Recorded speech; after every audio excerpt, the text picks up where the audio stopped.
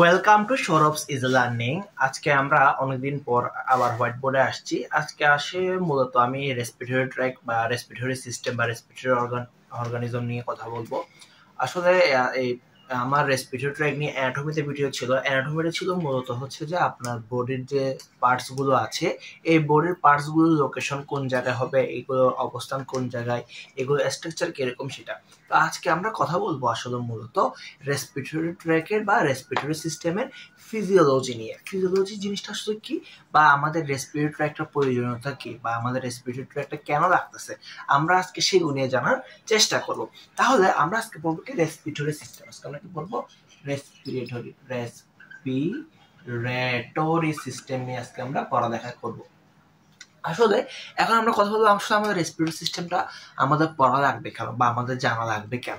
বলতেছি কি, রেসপিরেটরি ট্র্যাকটা আসলে কি জিনিস করে বুঝেন, বেসিক জিনিস। আমরা জানি যে আমরা যখন খাবার খাচ্ছি, এই খাবারটা আমাদের কার্বোহাইড্রেটটা মেটাবলিজম হয়ে গ্লুকোজ হচ্ছে, এবং গ্লুকোজটা আমাদের বডিতে কি দিচ্ছে? আমাকে শক্তি দিচ্ছে, তাই তো। এখন এই গ্লুকোজ জিনিসটা আসলে কি করতেছে বুঝেন। আমি বলতেছি, আমি যখন খাবার খাচ্ছি আমার বডিতে কি আছে, ধর আমি একটা কোনো জিনিস খাবার খাইছি, আমি এই খাবারটা খাইছি, এই খাবারটা আমার বডিতে গিয়ে কি করবে?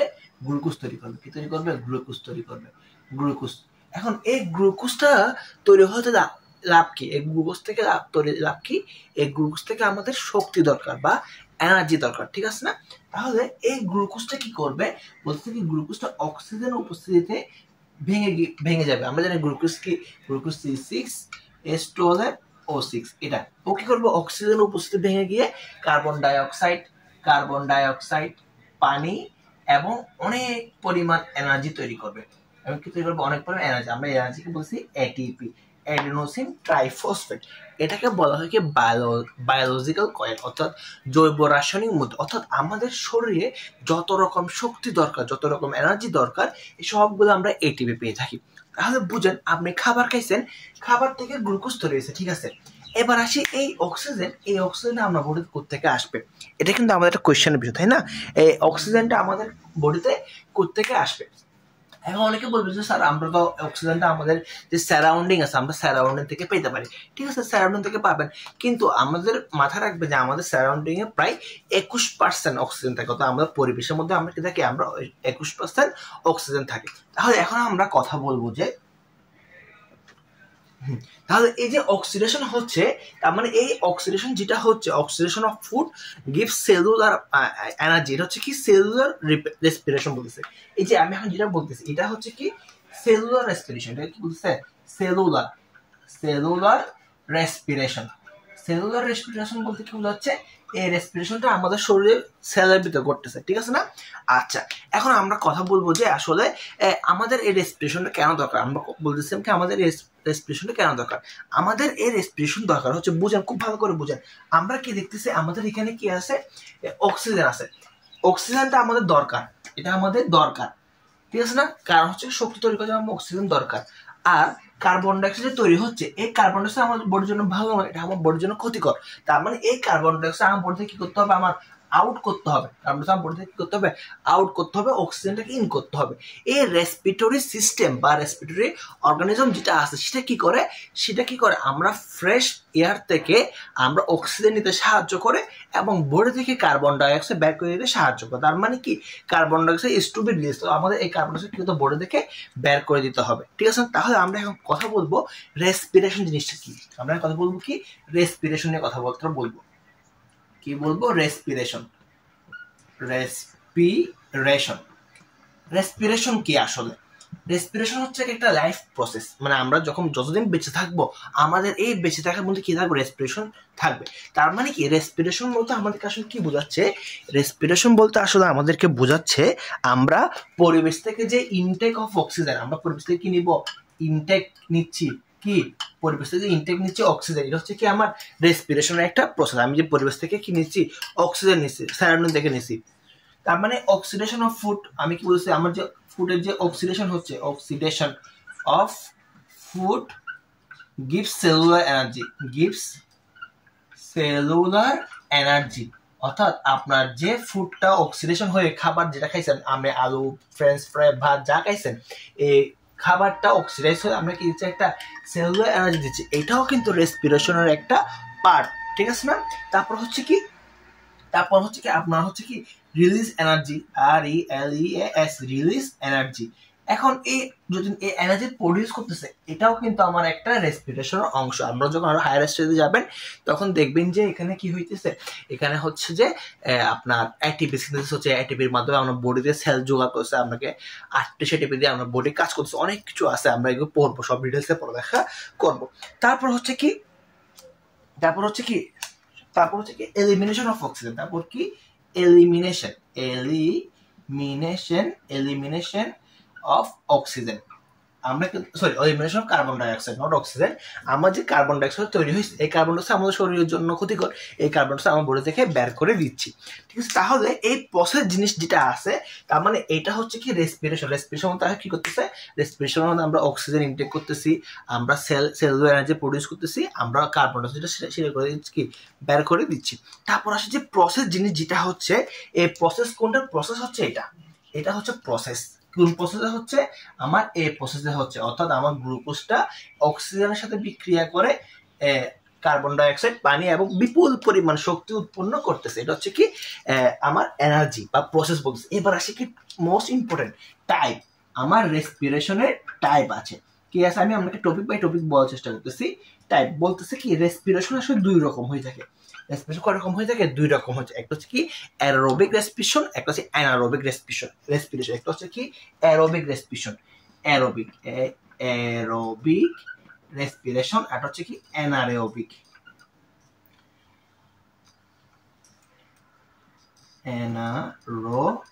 রেসপিরেশন। দেখা যাচ্ছে নাকি জানি না। হ্যাঁ, একটা হচ্ছে কি অ্যারোবিক রেসপিরেশন, একটা হচ্ছে কি অ্যানারোবিক রেসপিরেশন। এই তাহলে এই অ্যারোবিক রেসপিরেশন এবং এই অ্যানারোবিক রেসপিরেশন জিনিসটা কি? অ্যারো মানে কি বুঝবেন? অ্যারো মানে মাথায় রাখবেন যে অ্যারো মানে হচ্ছে আমার এয়ার, অ্যারো মানে কি এয়ার মানে কি বাতাস। অর্থাৎ অ্যারোবিক রেসপিরেশন যেটা হচ্ছে সেটা কি বাতাসের উপস্থিতিতে হচ্ছে। সেটা কিসের উপস্থিতিতে হচ্ছে? বাতাসের উপস্থিতিতে, in the presence of oxygen. Aerobic কি করতেছে? In the presence of oxygen উপস্থিতিতে জিনিসটা ঘটতেছে। তাহলে এটাকে কি বলছেন? তার মানে কি অ্যারোবিকটা কি হচ্ছে? In the presence of oxygen. Aerobic কি হচ্ছে? In the presence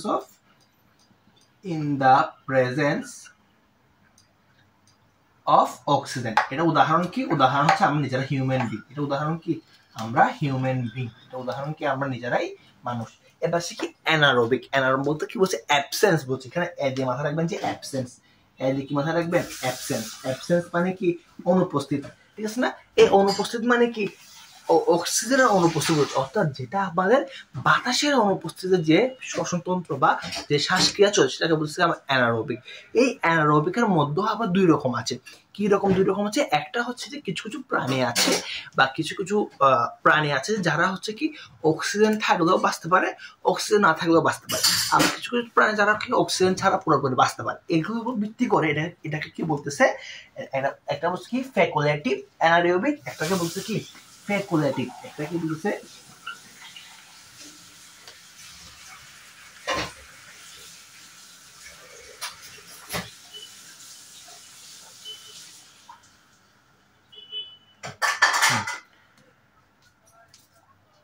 ফ্যাকুলেটিভ। ওকে, এটা বলছে কি ফ্যাকুলেটিভ।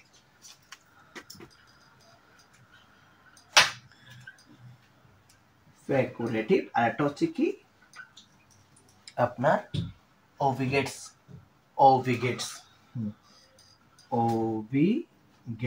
এই দুটো জিনিস আমাদের বুঝতে হবে। ফ্যাকুগেটস জিনিসটা কি বলতেছে? ফ্যাকুগেটস জিনিসটা বলতেছে কি ফ্যাকুলেটিভ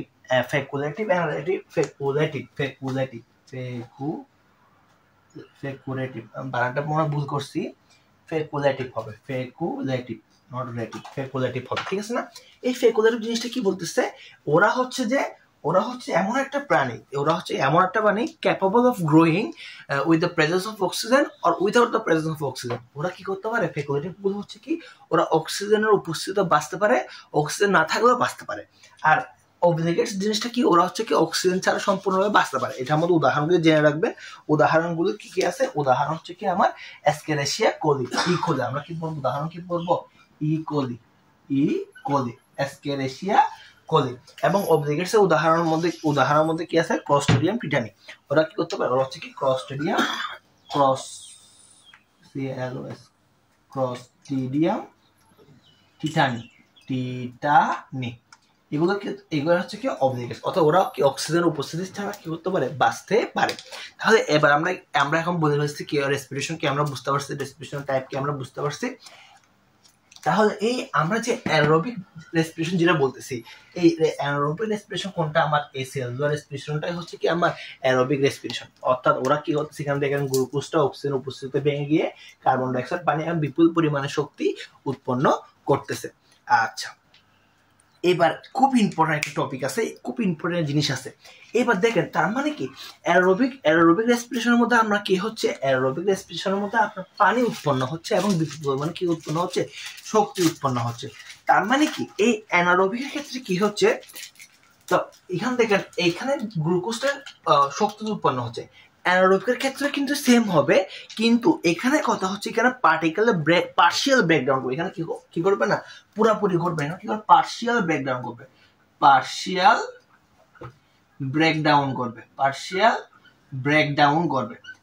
ব্রেকডাউন করে কি তৈরি করবে, ও বলছে ও পার্শিয়াল ব্রেকডাউন করে আমার গ্লুকোজ থেকে, পার্শিয়াল ব্রেকডাউন করে কি তৈরি করবে, আমার গ্লুকোজ থেকে আমার যে গ্লুকোজটা আছে, এখানে যে গ্লুকোজটা আছে, এই গ্লুকোজটা থেকে আমার কি তৈরি করবে, অ্যালকোহল তৈরি করবে। কি তৈরি করবে, অ্যালকোহল বা অ্যাসিড তৈরি করবে, অ্যালকোহল অথবা কি তৈরি করবে, অ্যাসিড তৈরি করবে।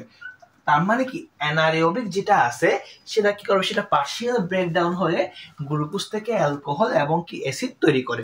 যেমন আমরা বলতে পারি কি ইস্টের ক্ষেত্রে কি হয়, আমি যদি বলি ইস্টের ক্ষেত্রে কি হয়, দেখেন ইস্ট, আমি এখানে কিসের ক্ষেত্রে, ইস্টের ক্ষেত্রে দেখতেছি, ইস্ট এর ক্ষেত্রে কি হচ্ছে, দেখেন ইস্টের ক্ষেত্রে হচ্ছে যে গ্লুকোজটা ও অক্সিজেন লাগবে না, আমরা জানি অ্যানারোবিক মানে অক্সিজেন দরকার পড়ে না।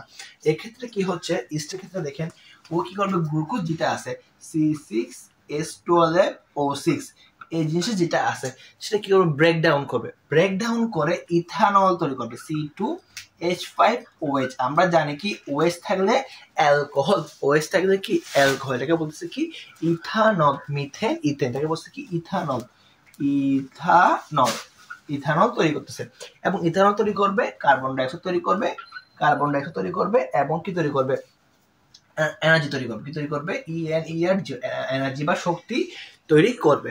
এবার তার মানে কি এটার ক্ষেত্রে কি হচ্ছে, শুধুমাত্র ইস্টের ক্ষেত্রে জিনিসটা এমন না। তার মানে কি অ্যানারোবিক যেখানে আমার অক্সিজেনের প্রয়োজন পড়ে না, সেটা ব্রেকডাউন করে অ্যালকোহল বা আমার ল্যাকটিক অ্যাসিড তৈরি করবে, অ্যাসিড বলছে। এখন ল্যাকটিক অ্যাসিড জিনিসটা আসলে কোথায় তৈরি হয়, ল্যাকটিক অ্যাসিডটা কিন্তু আমাদের হিউম্যান বিং অর্থাৎ আমাদের মানুষের মধ্যেও কিন্তু কি হয়, তৈরি হয়। এটা একটু বোঝার কথাবার্তা বলি। এবার আমরা বলি যে যারা মোটা মানুষ, যারা ধরেন একজন মানুষ আছে যে ওর শরীরে একদম মাংস নেই, ওর শরীরে সবগুলো হাড্ডি, কিন্তু দেখা যাচ্ছে যে ও যদি না খেয়ে থাকে ও অল্প কিছুদিন পর মারা যাবে।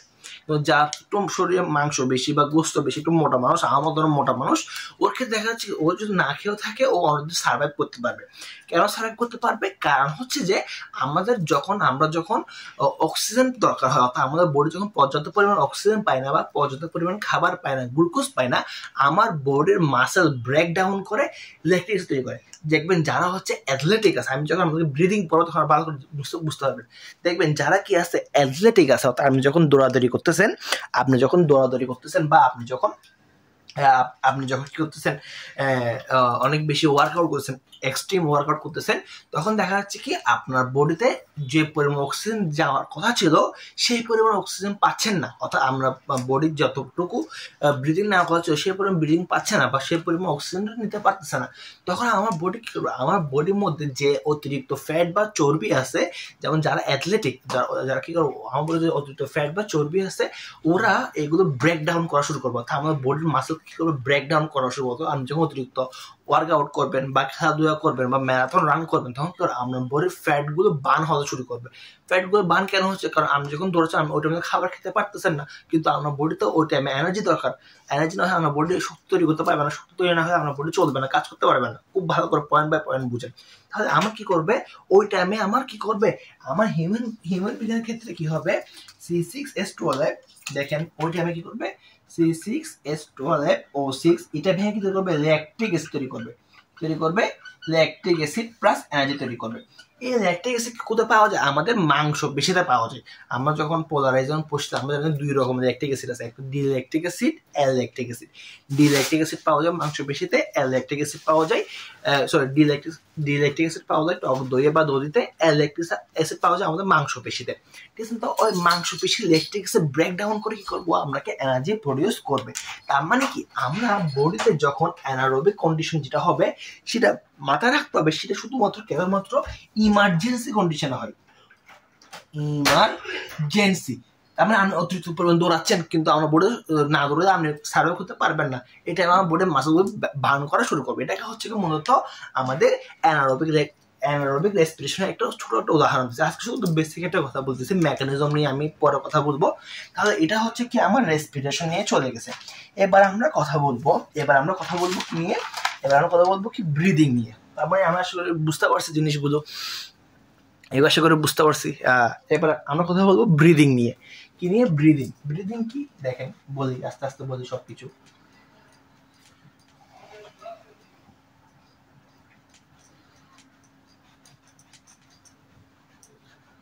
এটা শুধু বেসিক ইন্ট্রোডাকশন, এটার মধ্যে আমাদের এরপরে আমাদের মেকানিজম থাকবে। আজকে আমরা হচ্ছে কি আমি কিন্তু আজকে আপনাকে কোনো কিছু বলবো না যে আমাদের ন্যাসাল ক্যাভিটি আছে, আমাদের ল্যারিংস ফিনস আছে, আমি এগুলি কোনো কিছু বলবো না। আমি এগুলো বলবো কি, এগুলোর জন্য আমার অ্যানাটমির যে ভিডিওটা আছে আমরা সেখানে দেখে জিনিসটা বুঝতে পারবেন। কারণ এক জিনিস বারবার বলাটা আসলে কারণ আমাদেরও সময় নষ্ট, আমারও কষ্ট। কি বলবো আমরা কি বলবো, আমি এখানে কি করবো, চেষ্টা করবো আমরা লিঙ্কে অ্যাড করে দেওয়ার জন্য অ্যানাটমির, ওইখান থেকে গিয়ে আমাদের রেসপিরেটরি ট্র্যাকের যে ফর্মুলা বলতেছে, রেসপিরেটরি ট্র্যাকের যে অ্যানাটমি সিস্টেম আছে, কোথায় আমাদের লাংস অবস্থান করে, লাংস কয় খণ্ড, আমার trachea, pharynx, larynx, nasal cavity, oesophagus, diaphragm, এসব নিয়ে আমি আপনাদেরকে বলার চেষ্টা করব। ওকে, তাহলে আমরা এখন কথা বলবো ব্রিথিং নিয়ে। আমরা কি নিয়ে কথা বলবো? আমরা ব্রিথিং নিয়ে কথা বলবো। Breathing, BREATHING, breathing. তাহলে ব্রিথিং ক্ষেত্রে কি হচ্ছে? ব্রিথিং মানে কি? ব্রিথিং মানে হচ্ছে কি শ্বাস প্রশ্বাস নেওয়া। আমরা অনেকেই জানি না আসলে ব্রিথিং আসলে কি। ব্রিথিং মানে হচ্ছে যে আমাদের যে অক্সিজেন আছে, আমাদের যে এয়ার আছে, আমরা দেখেন খুব ভালো করে আমরা কি গ্রহণ করছি, এয়ার গ্রহণ করতেছি। আমি যদি বলছি এয়ারের মধ্যে কি শুধু অক্সিজেন আছে, আমার মাথায় কোনো প্রশ্ন আসে নাই। এয়ারের মধ্যে কি শুধু অক্সিজেন? এয়ারের মধ্যে নাইট্রোজেন আছে, ফসফরাস আছে, পটাশিয়াম আছে, অনেক কিছু আছে, তাই না? বিভিন্ন রকমের এলিমেন্টসও আছে। তাহলে আমরা শুধুমাত্র অক্সিজেন কেন নিচ্ছি? তার মানে আমাদের এয়ারটা আসলে মধ্যে কি করে আমাদের শরীরের চাহিদা অনুযায়ী আমরা জিনিস নিতে পারি। অনেকে আমরা মনে করে কি এরকম করে নিঃশ্বাস নিচ্ছে, আমাদের বুক বড় হয়েছে, বাতাসে ঢুকছে। এটা পুরো একটা ভুল ধারণা। আমি আমাদের যখন মেকানিজম একশন পড়াবো, আমাদের যে কেমনে আমার বডিতে বাতাস প্রবেশ করে, কেমনে আমার বডি থেকে বাতাস বের হয়ে যায়, ইনহেলেশন এক্সহেলেশন পড়াবো, তখন জিনিসটা আমি বিস্তারিত আলোচনা করব। অনেকে মনে করে কি আমরা বাতাস নিচ্ছি, অনেকে মনে করে কি আমরা এরকম বাতাস নিচ্ছি বলে আমাদের বুকটা বড় হয়েছে, বুক ফুলে গেছে বলি, কিন্তু জিনিসটা ভুল ধারণা। আমরা বুক ফুলার কারণে কিন্তু বাতাসটা শরীরের ভিতরে প্রবেশ করে। খুব ট্রিকি একটা কথা, মানে বাতাস প্রবেশ করলে বুক ফুলে না, বরং বুক ফুলার কারণে কি হয়, বাতাসের ভিতরে প্রবেশ করে। আমি সুন্দর করে বুঝেছি, আমি বেশি এটা আমি কথার কথা বলতেছি, বুঝেন। এটা নিয়ে পড়া বলবো। আমাদের যে বডি আছে, আমাদের যে বক্ষ গহ্বর, এই যে বক্ষ পিঞ্জর কিছু ফুসফুস আছে, যখন আমার ডায়াফ্রাম আছে, আমি আমাদেরকে বলছিলাম ডায়াফ্রাম কিরকম, এটাও কিন্তু বলছিলাম। আজকে আমার কথা চলে আসছে, যেটা বলি আমি যদি আমার একটা বডি আঁকি, দেখেন আমি যদি আমার হিউম্যান বডি আঁকি, এই হিউম্যান বডির মধ্যে এই জায়গায় কি আছে, ডায়াফ্রামটা আছে। এই জায়গার মধ্যে কি আছে, আমার ডায়াফ্রামটা আছে। ডায়াফ্রামটা হচ্ছে এরকম মাস্কুলার, ও হচ্ছে কি এরকম মাস্কুলার, ও এরকম থেকে এরকম হইতে পারে, এরকম হইতে পারে। খুব ভালো করে বুঝেন। এটা নিয়ে কিন্তু আমি পুরো বিস্তারিত কথা বলবো, জাস্ট আমি আজকে ব্রিদিং বোঝানোর জন্য এটা বলতেছি। তার মানে ও যখন এই অবস্থায় আছে, খুব ভালো, ও যখন এই অবস্থায় আছে ডায়াফ্রামটা, তার মানে বুঝেন আমার শরীরের পজিশনটা কত, আমার আয়তনটা কতটুকু হচ্ছে। যদি আমি বুক ধরি, ও যখন এই অবস্থায় আছে, ওর আয়তনটা কতটুকু, এতটুকু হচ্ছে। গ্রিন কালারটা দেখো, আয়তন কতটুকু হচ্ছে, এতটুকু হচ্ছে। যখন ডায়াফ্রামটা সংকুচিত হয়ে যাবে, এরকম হয়ে যাবে, তার মানে এরকম থেকে এরকম হয়ে গেছে, তখন ধরুন এটাকে আমি পজিশনটা এইভাবে দেখাইছি, ব্লু কালার দেখাইছি, ওইখান থেকে এরকম হয়ে গেছে। আপনি দেখেন ওর কি হয়ে গেছে, আয়তনটা বেড়ে গেছে, ভলিউম বেড়ে গেছে। আমরা জানি কি, আমরা একটা সূত্র জানি, আয়তন বাড়লে কি করবে, চাপ কমে, চাপ কমলে আয়তন বাড়ে। ঠিক আছে, বলে তার মানে দেখেন এখানে বিটা হচ্ছে, রেড কালারটা হচ্ছে কি, ওর ভলিউমটা বেড়ে গেছে। কারণ এখানে যখন ভলিউম বেড়ে গেছে, ওর কি হয়ে গেছে, এখানে চাপ কমে গেছে, বলের সূত্র বলে। তার মানে ভলিউম বেড়ে যাওয়ার কারণে চাপ কমে গেছে, প্রেশার কমে গেছে। তার মানে কি এখানে কিসের চাপ বোঝাচ্ছে, এখানে অক্সিজেনের চাপ বোঝাচ্ছে। তার মানে কি আমি যখন এরকম করে বুক বড় করছি, বুঝেন, আমি যখন এরকম বুকটা বড় করছি আমার ভলিউম বেড়ে গেছে, আমার বুকের আয়তনটা বেড়ে গেছে, বক্ষ গহ্বরের আয়তন বেড়ে গেছে, আমার ভিতরে কিসের চাপ কমে গেছে, অক্সিজেনের চাপ কমে গেছে। বাইরে কি অক্সিজেনের চাপটা বেশি, অথবা বাইরে অক্সিজেনের চাপ বেশি, ভিতরে অক্সিজেনের চাপ কম। তার মানে আমি যখন নিঃশ্বাস নিচ্ছি তখন কি হচ্ছে, আমার বাইরে থেকে অক্সিজেন আমার শরীরে প্রবেশ করতেছে। কেন? ব্যাপন প্রক্রিয়ায় প্রবেশ করতেছে। এখান থেকে কিন্তু কোয়েশ্চেন আছে, ডিফিউশনের মাধ্যমে আপনার এনভায়রনমেন্ট থেকে আপনার অক্সিজেন বডিতে প্রবেশ করতেছে। ডিফিউশনের পর পেনিট্রেশন ঘটবে, এখানে আমার নিঃসরণ ঘটবে, এখানে যখন আমার অ্যালভিওলাস যাবে সব ছড়িয়ে যাবে। এই জিনিসটা মাথায় রাখবেন। আমরা কি জানি, আয়তন বাড়লে চাপ কমে, চাপ বাড়লে আয়তন কমে। এটা আমরা শুনতে পারি, এটা অনেকে মনে রাখতে পারে না। আমি মনে রাখার জন্য ছোট একটা ট্রিক্স বলি। আপনি যখন বাথরুমের পানির কল ছাড়বেন, যে কোনো একটা পাইপ ছাড়েন, যখন দেখবেন পাইপ থেকে পানি পড়তেছে, ধর একটা মোটা পাইপ থেকে পানি পড়তেছে এরকম করে, আমি যখন এটা আয়তনটাকে মোটা বলছি, আমি যখন এই পাইপের গোড়ায় একটা হাত দিয়ে দিবেন, তখন দেখা যাবে কি পানি কি অনেক স্পিডে যাবে। কারণ হচ্ছে কি, তখন কি হয়েছে, ওর আয়তন কমে গেছে, চাপ বেড়ে গেছে। এবার মনে রাখতে পারেন, দেখবেন যারা গাড়ি পরিষ্কার করে ওরা কিন্তু ওইরকম করে শিশি করে পানি মারে বা বাতাস মারে, ওইখানে কিন্তু কি থাকে, বাতাস থাকে বা পানি থাকে। কিন্তু ওই বাতাস আর পানিটা হচ্ছে কি এত সরু ছিদ্রপথ দিয়ে বের হয়ে যায়, ওদের প্রেশারটা অনেক বেশি থাকে, কারণ ছিদ্রপথটা আয়তন কম, প্রেশার অনেক বেশি। বুঝতে পারছেন জিনিসটা এবার? আচ্ছা, এটা জাস্ট একটা পরবর্তী, এটা নিয়ে আমরা পরে আলোচনা করবো। এখন আমরা ব্রিদিং নিয়ে কথা বলবো। ব্রিদিং হচ্ছে কি একটা প্রসেস যেটার মধ্যে আমরা অক্সিজেন ইনটেক করি, যেটার মধ্যে আমরা কি করি, অক্সিজেন বলতে ইনটেক করি এবং কার্বন ডাইঅক্সাইড বলতে কি করে দিই, বের করে দিই। ঠিক আছে, বুঝতে পারছি জিনিসটা? ব্রিদিং একটা প্রসেস, ব্রিদিং এর মাধ্যমে আমরা অক্সিজেন ইনটেক করি এবং কার্বন ডাইঅক্সাইড বের করে দিই। এখন এখানে ব্রিদিং রেট আছে, এখানে কি আছে, ব্রিদিং রেট আছে। ব্রিদিং রেট বলতে কি বোঝাচ্ছে আসলে? Breathing rate, BREATHING, breathing rate কি বলতেছে বুঝেন, খুব ভালো করে বুঝেন। ব্রিদিং রেট হচ্ছে যে আমার number of time per person breath in 1 minute, অর্থাৎ আমি 1 মিনিটে কতবার ব্রিথ নিচ্ছি। এই যে এখানে অনেকে বুঝলেন, অনেকে কি করে, 1 ছাড়ছে, 2 3 4, ওরা এরকম করে একবার নিঃশ্বাস নিচ্ছে, একবার নিঃশ্বাস ছাড়ছে, এটাকে ওরা 1 2 করে কাউন্ট করে। কিন্তু ব্রিদিং রেট বা ব্রিথ এটাকে কিন্তু এভাবে কাউন্ট করে না। ব্রিদিং রেটটা কাউন্ট করে কিভাবে, 1 ইন, আমি যখন একবার নিঃশ্বাস নিছেন, প্লাস 1 আউট, একবার যখন নিঃশ্বাস ছাড়ছেন, তখন সেটাকে বলতেছে কি আমার ব্রিথ, সেটাকে আমরা কি বলতেছে ব্রিথ, সেটাকে বলতেছে আমরা একবার শ্বাস প্রশ্বাস, কি বাংলাকে বলছে শ্বাস প্রশ্বাস।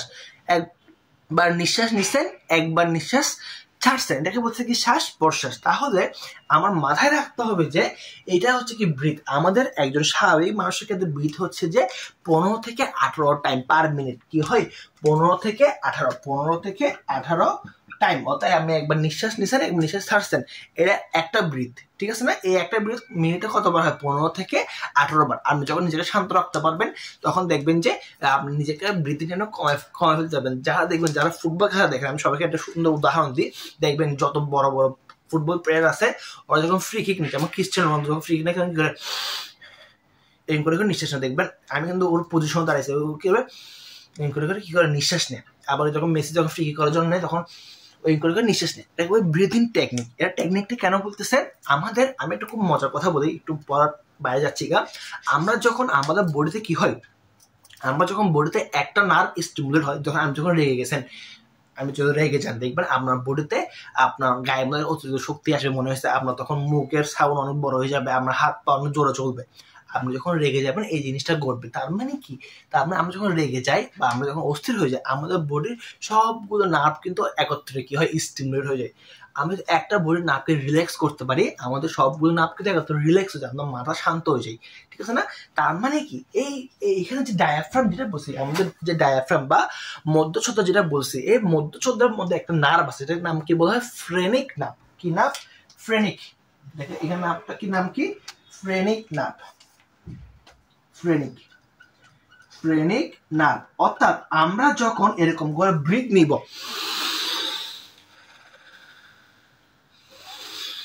তারপরে আমরা কি করতেছি, যখন এরকম বড় বড় নিঃশ্বাস নিচ্ছে, আমরা এই ফ্রেনিক নার্ভকে রিল্যাক্স করতেছি। আমরা যখন এই ফ্রেনিক রিল্যাক্স করতেছি, আমাদের পুরো বডিটা কি হয়ে যাচ্ছে, আস্তে আস্তে রিল্যাক্স হয়ে যাচ্ছে। এটাকে বলে কি, ব্রিদিং কন্ট্রোল। ঠিক আছে না?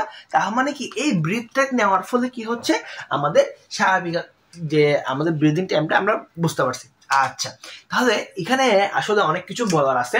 এরপর আসলে আমি কি বলবো, এরপর আমি বলবো যে একটা জিনিস পড়ালেখা করবেন কি এখান থেকে পরীক্ষাতে আসে সবসময় রেসপিরেশন এবং ব্রিদিং এর মধ্যে ডিফারেন্সটা কি কি বলতেছে, difference between respiration respiration versus breathing, respiration versus breathing, respiration versus breathing এর মধ্যে ডিফারেন্স কি এটা আপনাদেরকে বলতেছে। তার মানে এটা এখানে আসলে মুখস্থ করার কিছু নেই। রেসপিরেশন কি একটা বায়োমেকানিক্যাল প্রসেস, মানে কি আপনার বাতাসটা সরে আপনার নাক দিয়ে ঢুকবে, নাক থেকে মুখে ফুসফুস ট্রাকিয়া ফেরিংস অ্যালভিউলাস দিয়ে আপনার ফুসফুস যাচ্ছে, এটা হচ্ছে একটা বায়োমেকানিক্যাল প্রসেস। কিন্তু আপনার যেটা ব্রিদিং আপনি কি শরীরকে কাজে লাগাচ্ছি, এটা হচ্ছে কি একটা ফিজিক্যাল প্রসেস, ঠিক আছে না? এবার মাথায় রাখবেন আপনার এই রেসপিরেশনের ক্ষেত্রে কিন্তু অনেক রকম এনজাইম ভূমিকা রাখে। আমার নাকের এখানে আমি বলছি মিউকাস লোম আছে, তারপরে এগুলো যখন আমি অ্যানাটমি স্ট্রাকচার বলছিলাম ওইখানে কিন্তু জিনিসগুলো ছিল, এখানে কি বিভিন্ন রকম এনজাইম আমরা ভূমিকা রাখে, কিন্তু এখানে ক্ষেত্রে আমরা কোনো রকমের এনজাইম ভূমিকা রাখে না, ঠিক আছে? মাথা রাখবে এটা। রেসপিরেশনের মধ্যে কি হয়, এটা হচ্ছে কি আপনার ইন্ট্রাসেলুলার এবং এক্সট্রাসেলুলার দুইভাবে কাজ করে, তা আমরা শরীরের ভিতরে ঢুকতেছে, বাইরে থেকে ঢুকতেছে, তার মানে দুইভাবে ইন্ট্রাসেলুলার হিসেবে কাজ করে, এক্সট্রাসেলুলার হিসেবে কাজ করে। কিন্তু আমার যে ব্রিদিং সেটা শুধুমাত্র আমার এক্সট্রাসেলুলার, এটা আপনি ভিতর দিয়ে কিছু করতে পারতেছেন না, বাইরে থেকে করতে পারছেন, ঠিক আছে না?